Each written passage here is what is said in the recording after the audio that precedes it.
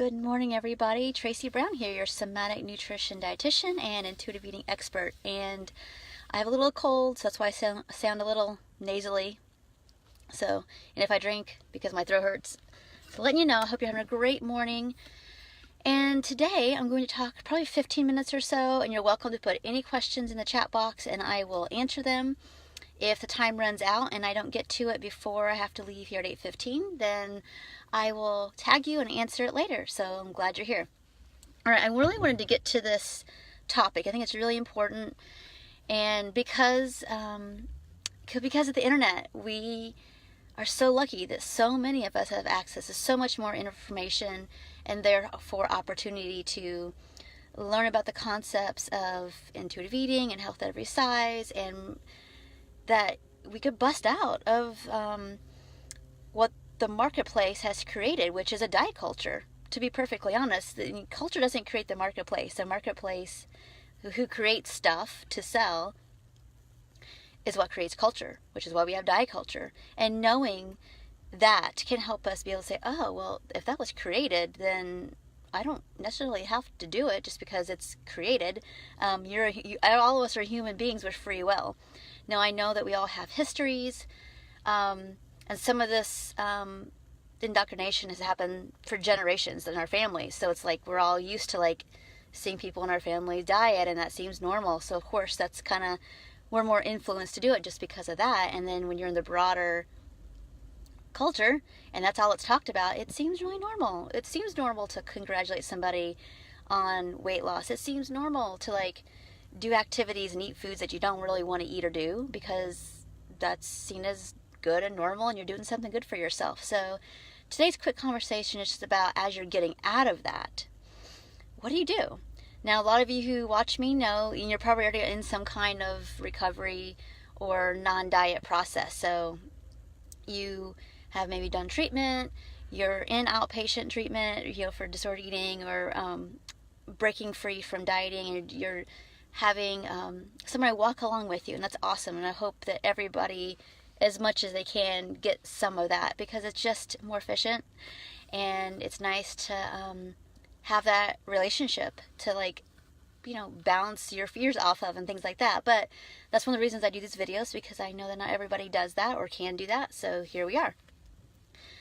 So that being said, there are a lot of ways to get to where you want to go, which is, there's so many more books out there, which is great, and everybody kind of has a little bit sliver of a difference in the ideas that help people. So I know it's really hard for some of us to do intuitive eating, because it feels, even though it's a very, very, very, very much not prescriptive, when you go off a diet and something that's very rigid and very prescriptive in some way, whether it's points, calories, macros, whatever, there's a containment there. And when people stop having that containment, it could feel like you're out in the ocean in a little bitty inner tube with no oar. It can feel like there's no containment. I don't know what to do. And this is where I see people really get disheartened and stuck and actually go back to dieting, is because, like, if not dieting, then what do I do? And some people, this is what people do. They, without like some help, honestly, this is what I see people come in to see me. It's like they've maybe tried this process, and there's some level of like, I'm not for sure what my signals are, so I'm just going to hold back a little bit, which they'll come in and not restricting as much as they were, but they're still a little bit restrictive. So their mind's still spinning a little bit about food because they're not fully fed. Or there's the person that's like, I don't know where my edges are, and I think I frequently just overeat just a little bit all the time. And then there are people, it's like, when I wasn't dieting, I was kind of the boomerang emotional eating, and I don't know what to do. Where's the middle? I don't know where the middle is. And then there are people who do intuitive eating, they try to be the best at it, which is, I'm going to do it, I'm going to eat from here, do it here, and that's it. And because we're kind of still in black and white thinking, we don't recognize that eating is nuanced, and it's like how you eat is based on a whole bunch of factors at that moment. Proximity to food, and what's most, what best matches maybe what you're interested in eating and what you need to eat and all those kind of things. So, and what maybe matches some nutrition needs you have. So there's just so many things that if we're only relying on hunger and like signals, like body signals, and that's it, we're also missing some other pieces. So let me get a drink, my throat's killing me. Okay, so there's all those nuances. And even if you might read, there's nuances when you're in the moment and you're in your body, and there might be charge about getting it right, or I'm worried about eating too much. When we're in this place of kind of heightened possible emotion, especially of like a fear of overeating, we're going to probably miss some of the mark, with our signals. And that's okay. We're all learning. So to that extent, often people ask me, well, if I'm turning intuitive eating into the hunger fullness diet, what do I do? And, for some people, it's enough to be able to just have a gentle containment and structure of 3 meals, and depending on how full you allow yourself to get, a couple snacks a day. Some people are 3 meal a day people. They get good and full. That's about all they need to do. And some people, like, that feels too scary, and they might need to do a little bit, not small meals, but a little bit less big meals, and eat a little bit more often. And that's the containment. And it may be that you're not exact on the numbers on the scale. Like, I have a very detailed hunger and fullness scale that I use, and I've used really successfully for over a decade. But I'm walking alongside people each week, checking on their food, like looking at it, not from a like what's wrong perspective, but like what are you noticing, what are you perceiving, and what are you sensing? What does that feel like, and how much do you trust it? And working at that really nuanced level. And that's what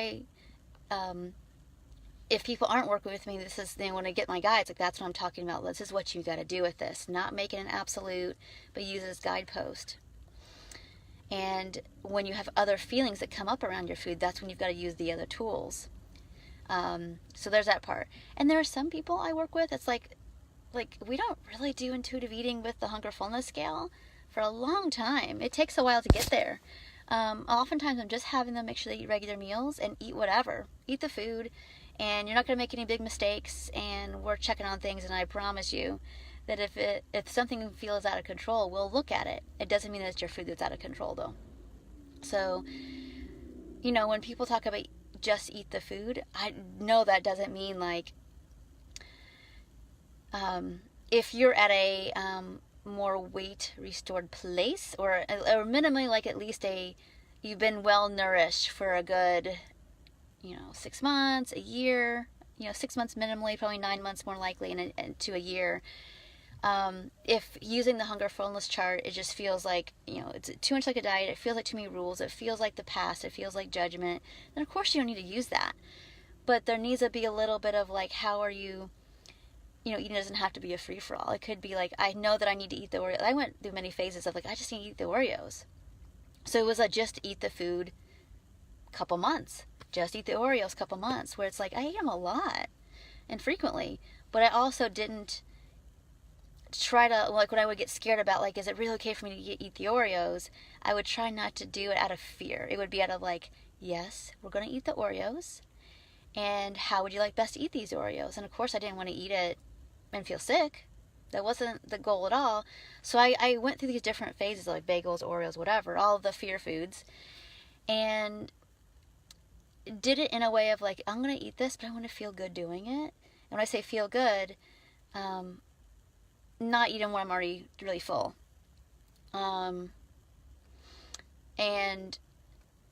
But also, that like, if I want to eat Oreos and milk for breakfast, that's what I'm going to do. But eat it in a way of like, satisfaction is the goal, trusting my edges is the goal, those kind of things. So let's see here. I'm going to read this out loud, y'all. So thank you. I feel like, I like when you feel like the food is out of control, doesn't mean it's the food. Now I can ask further when I feel that way. Yes, of course. It's like anytime there's a feeling of like too much, or not sure if there's enough, ask what that means, because it may not be the food. And that's one of the reasons I have people do keep food journals, that doesn't feel so, that if you're not likely to get obsessive about them, these are the clients that I ask to keep them, because it's like you can see like in the bigger picture of your day what it is you're talking about. Sometimes it's the body and it's somatic, and sometimes it's situational, and sometimes it's like, yeah, like my life is kind of feeling out of control. I got too many things going on, too many balls I'm juggling. My brain is spinning and it feels out of control, but it doesn't mean my body. or my eating's out of control. And there's a big difference. So I hope this little discussion helps. There's so much more to talk about. If I'm going to add one more tip or two, it would be, I do recommend people at some point take a look at their food. And it may be that writing things down is, again, it feels too provocative. It feels too much like the past. But I would suggest, could you take a picture of your food. Take a picture of your meal. Take a break from it. If you're struggling with something, and then come back and look at it and like, is that really a lot of food? And what do I remember feeling about it at that moment?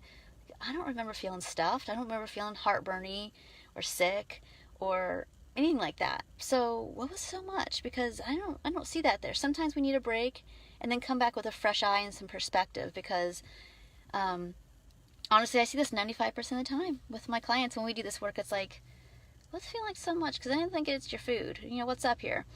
And even my clients who do actually struggle with binge eating, not just like deprivation-driven eating or feeling, it's kind of more subjective kind of binging feeling, actual binge eating, there is like a place we can always identify before the eating that was feeling too much and out of control.